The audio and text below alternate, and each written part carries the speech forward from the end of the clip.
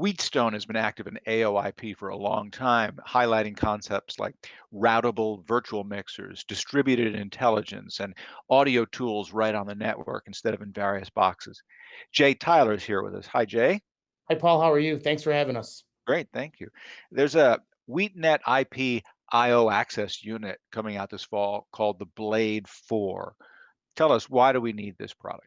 Well, Blade 4 is our fourth generation blade. So we've got about 14 years of experience with this. And like many of our products, we've enhanced the blades. We've added some redundancy to them. We've increased the horsepower. We've made them more user friendly as far as interoperability. We've put some codecs in there.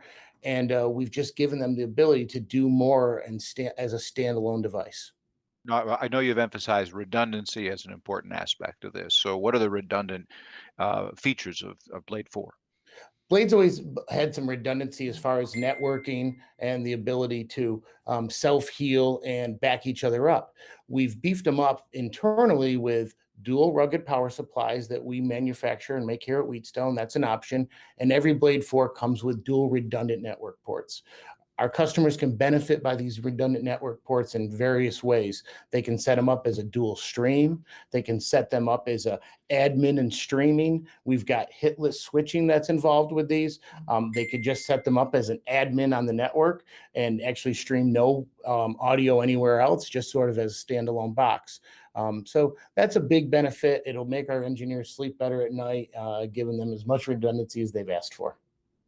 As I understand it, you're essentially putting more into each of these I/O points on the network. Is that right?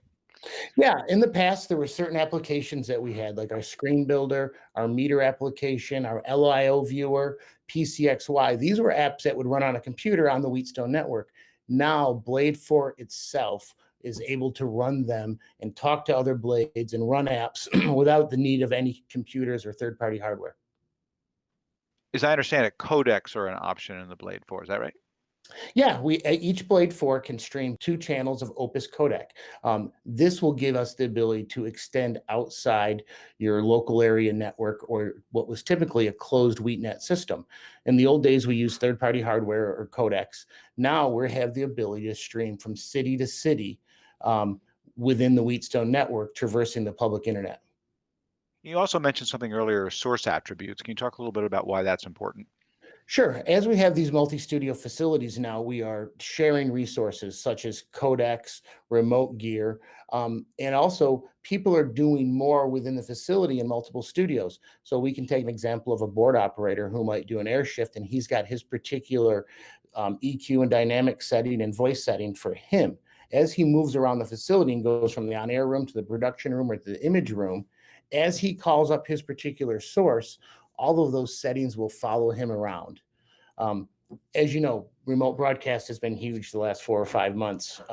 And when we bring a codec up, we have to give codecs particular mix minuses, bus minuses, and talkbacks depending on where they are being used. In the past, this was a manual process that engineers would set up. Now we can set that stuff up ahead of time as part of the installation, and no matter where they pull that source up, everybody will get the correct feed and the correct talkback to the proper destination. So that's really powerful, more for the operator, but it allows just for streamlined workflow throughout a multi-facility install. And briefly, with products like this, interoperability is always an important question. Standards like AES 67 and Intellivision NMOS. So what's the deal with Blade 4 with that?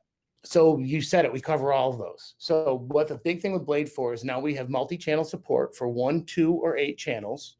We have NMOS built in there for discovery. So as we are on a network with other devices, that discovery protocol is going to automatically recognize whether it's a microphone, a stereo source, whether it gets a foldback.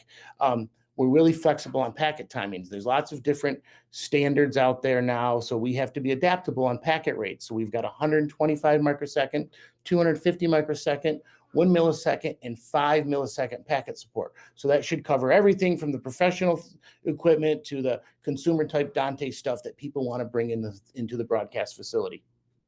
And it's called the Blade 4 and it's coming this fall? Coming this fall and we'll be shipping soon. Jay Tyler, thank you. Thank you, Paul. Have a great day.